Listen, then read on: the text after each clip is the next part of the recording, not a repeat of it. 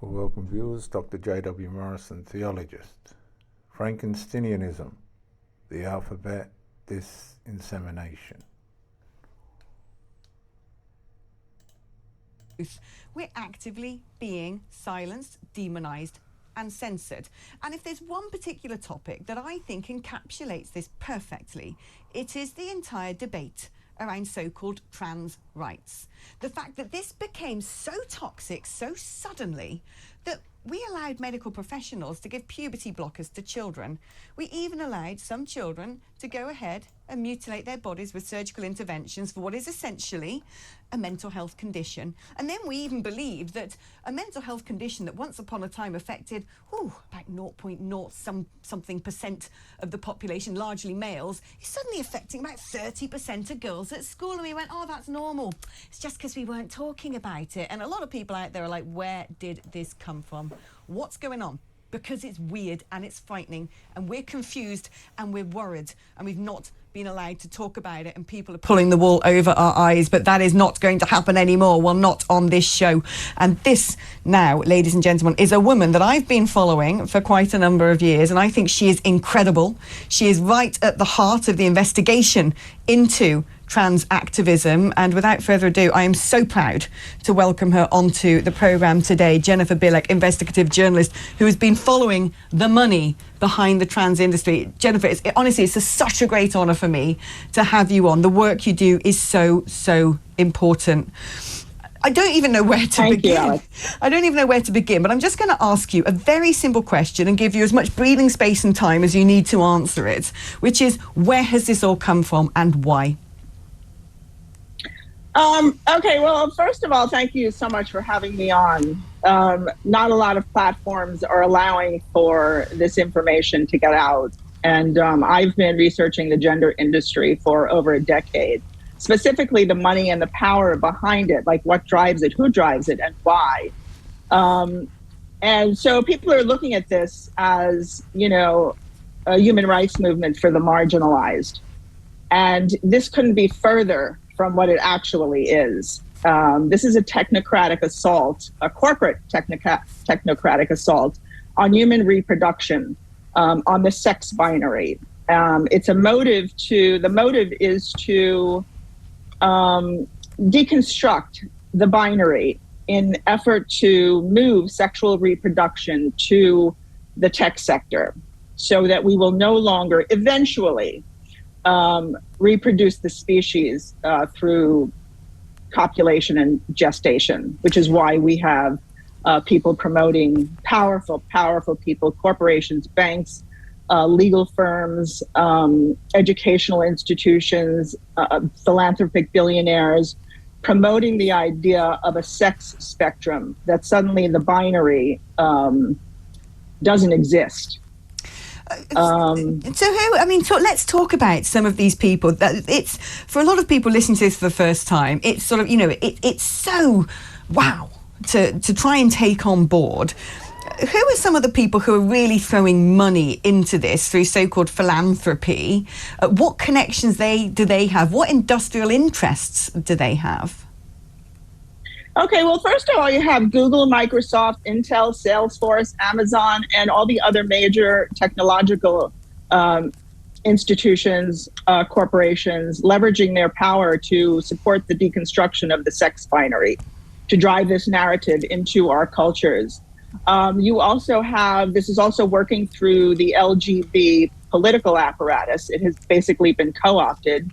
And same-sex attracted people are being used to drive this narrative that sex exists on a spectrum and is not binary. So John Stryker of Arcus Foundation, which is the largest LGBT NGO in the world, is heir to Stryker Medical Corporation, which is worth $133 billion. And he uses his stock to promote this ideology. Also, Tim Gill, the founder of Quark Press, and the Gill Foundation, which is the second largest LGBT NGO in the world, is also, and their friends, they are also driving this narrative that sex is not real, that it exists on a spectrum. So one of these people, you talk about Stryker Medical there, and one of these big foundations, the Arcus Foundation, I think you call it, for LGBTQ plus AZ, whatever it is these days, promotion, let's say, activism, connected directly to a medical company.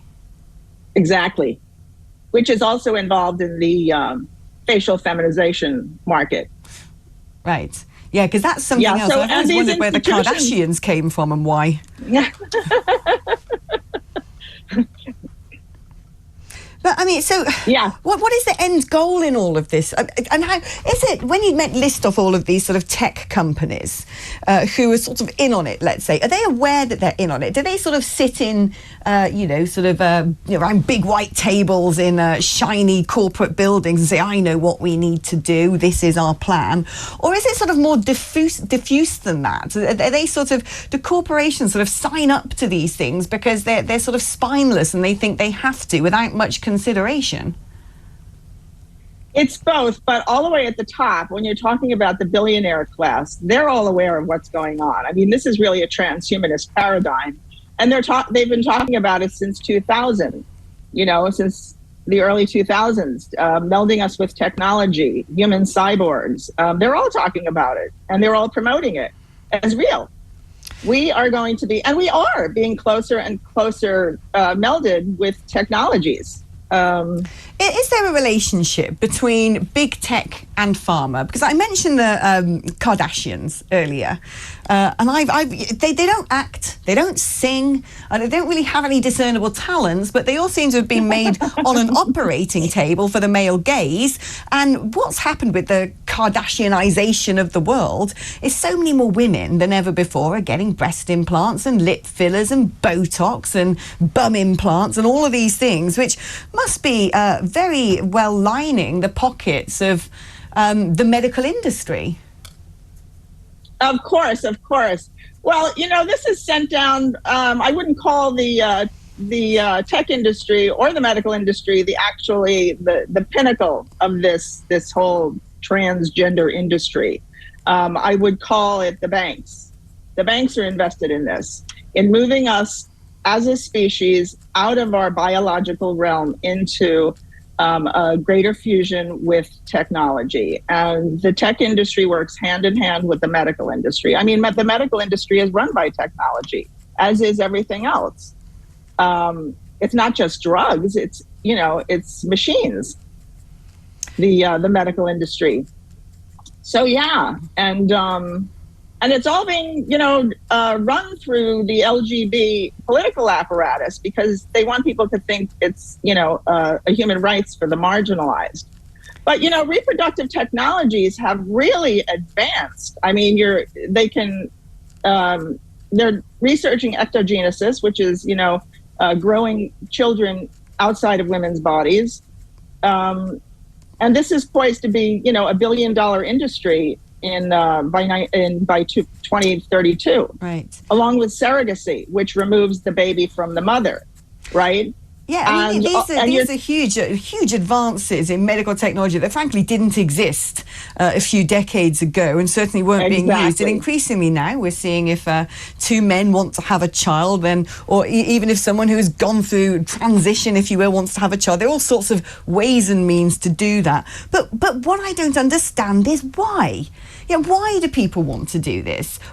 How is this in the interest of the human race for a few billionaires at the top of the pile to suddenly go, oh, well, nature, that's yesterday.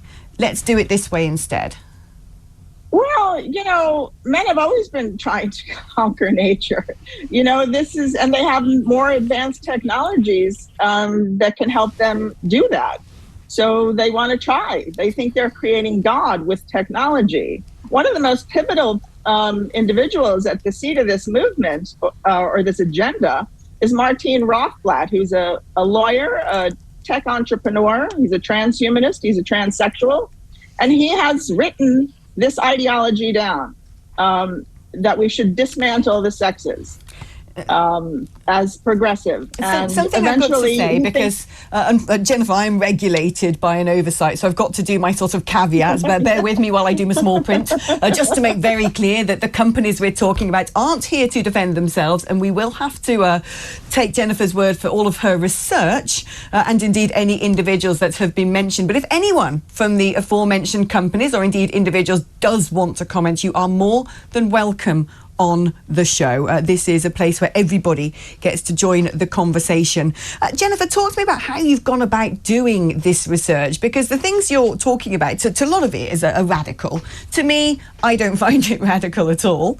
I think you're incredible. But to a lot of people, they're going to say, well, this sounds a bit mad. Really? You know, some billionaires saying they want to start growing babies outside of bodies and get rid of, you know, the sort of normal binary sex patterns, and they're all sort of discussing this together, and this is somehow managed to now be imposed on society. Of course, a lot of people who are out there with their sort of placards saying trans rights are human rights would label you as a nutcase, frankly, from my opinion, very unfairly, and that's what they do. They close down debate and try and shield us from the truth.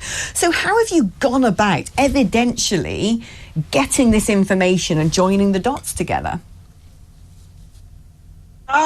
Well, since this was part of the LGBT political apparatus, I went right there initially. And I'm also American, so if you want to know anything about anything in America, you follow the money. So that's what I did. You know, who is funding the LGBT? How big are they? And why are they getting so much money? And where is the money coming from? And what other investments are these people invested in? And so I sort of stitched those things together. And I mean, I don't want anybody to take my word for any of this. I mean, I just have a new book out, Transsexual, Transgender, Transhuman, that discusses all of this. And there's, you know, I have receipts. It's not like I'm just, you know, spouting ideas off the top of my head. And they're also telling us what they're doing. I mean, these research, you know, the research for these technologies are all underway. They're driving, you know, surrogacy is becoming a booming billion-dollar industry, multiple billions of dollars. You know, between that and technological reproduction, by 2032, it will be in the hundreds of billions of dollars. So they are moving reproductive sex to the tech sector.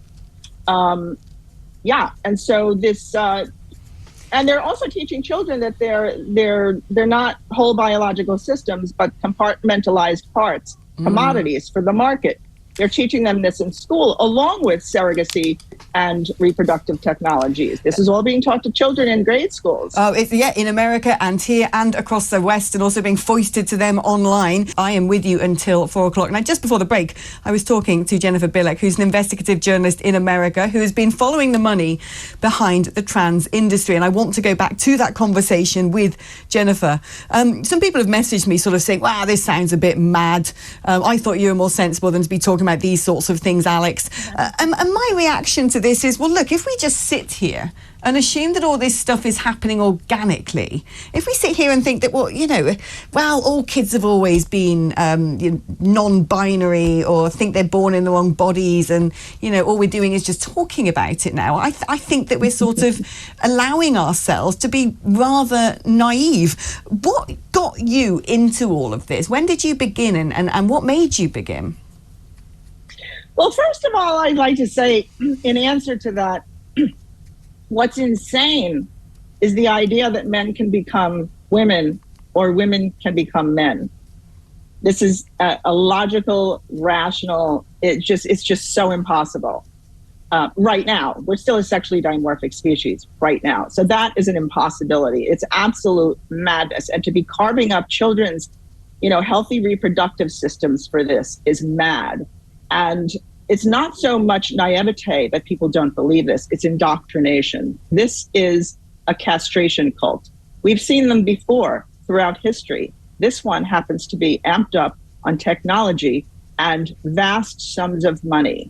To think that corporations, international corporations, the largest banks in the world, the largest law firms in the world, all of our institutions are suddenly in the past 10 years on board for the deconstruction of the sex binary, you know, which denies billions of years of evolution and hundreds of thousands of years of human evolution, is just insanity. It's cult indoctrination. Yeah, well, this is exactly the thing that I sort of concluded, which is, you know, if people like you and I are sitting here going, it surely can't be right. If you've got a tomboy, they're saying, well, why don't you bind your breasts and prevent your puberty by going on medications? And actually, if you want to now change your name and live your life as a boy, then we should encourage that.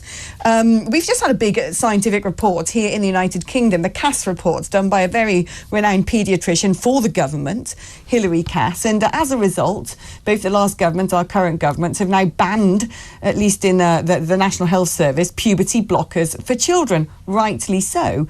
But like you said, one thing that sort of does jar with me is this idea that, with people in positions of power and authority have gone along with it without questioning it. Not just gone along with it, but actually sort of being part of the chorus saying, you're not allowed to question this. You're not allowed to raise any concerns about the things that you have seen changing.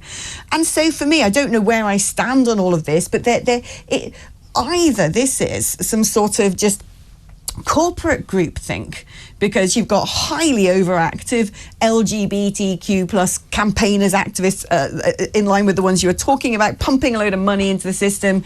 In the United Kingdom, we've got a once very credible charity called Stonewall, who campaigned brilliantly for gay rights, who have really gone to town when it comes to the trans rights stuff, and make companies sign up to the Stonewall Charter of, have you got unisex toilets and do you use pronouns and all the rest of it, and if you don't, you're going to be blacklisted by us and we're going to put it out there that you're evil.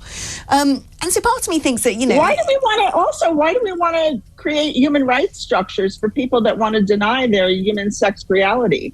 That doesn't make too much sense. Nor does most of the things coming out of this, the promotion of this ideology. It's absolutely cataclysmically irrational and ridiculous.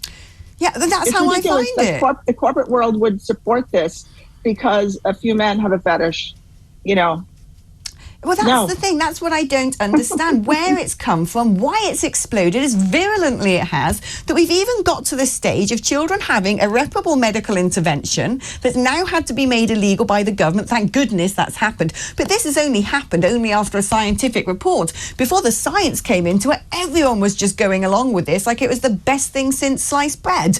And particularly the puberty blockers, which have now been banned in the UK. Talk to me about those. Well, puberty is not an unnatural condition. And you're stopping it for what? For identity purposes? No. The transgender child is a corporate construct. It had to be constructed in order to support the fetish of adult men who wish to own womanhood. It had to be constructed in order to validate this fetish of owning womanhood, because technology is poised to usurp womanhood through these new technologies. Is essentially what I call the sort of loosely speaking, the avatarization of people. The more we live our lives online with our filters and our Instagrams and sort of making ourselves look different, the more detached we are, that now the younger generations don't even like picking up the phone and talking to each other. They'll sit next to each other and send each other text messages. They live in these silos. And surely if we weren't doing that, then there wouldn't be as much footfall on social media and the tech companies wouldn't be earning as much money. And so I think there's definitely... They live in a virtual reality. They do. They live in a virtual reality. And that's what's being created here. This marketing apparatus has been raised to the level of cult indoctrination in the span of a decade. And, a cult that captures large swaths of the population's, mind and our institutions and the law, that is a virtual reality. It's, Jennifer, I couldn't agree more. It's so fascinating having you on. Keep doing the brilliant work that you do. I'm glad somebody is out there with the courage and the tenacity to look into this. I think these conversations are very important. Now, regardless of where you stand on this, listening to this, there are some people who are saying to me, oh, Alex, you've really done it this time, having this US nutter Jennifer Billick on. She's crazy and you're more sensible than this, I thought. Well, hold on. Look, whatever do you think about this? She does make a valid point when she talks about, let's say, some of the money, where you've got these big philanthropists giving a load of money to LGBTQI plus causes and then sitting on the boards or even running medical companies, okay? I think that is worth asking about. I think it is also worth asking about how the big corporate companies have gone along with this and why. You know, why is it that from the banks to whatever else are sort of pushing the sort of trans activism, pronouns in email signatures? I mean, do we need to talk about that? We probably should. Are they just naive?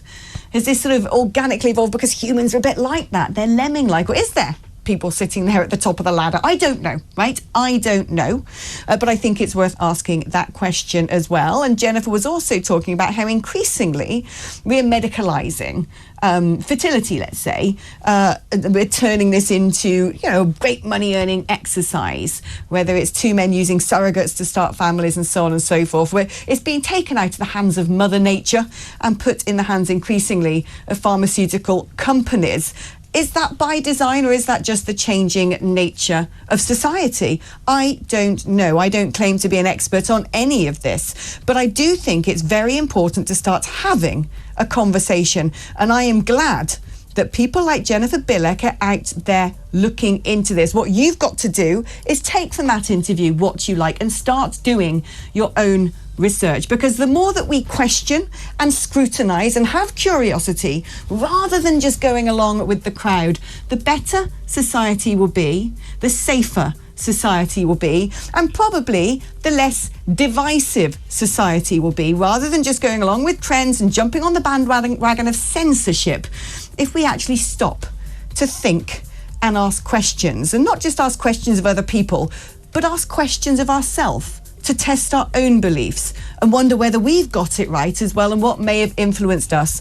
That is what this show is all about. This is Alex Phillips on Talk, taking a short break now, but don't go anywhere because there's so much more to come.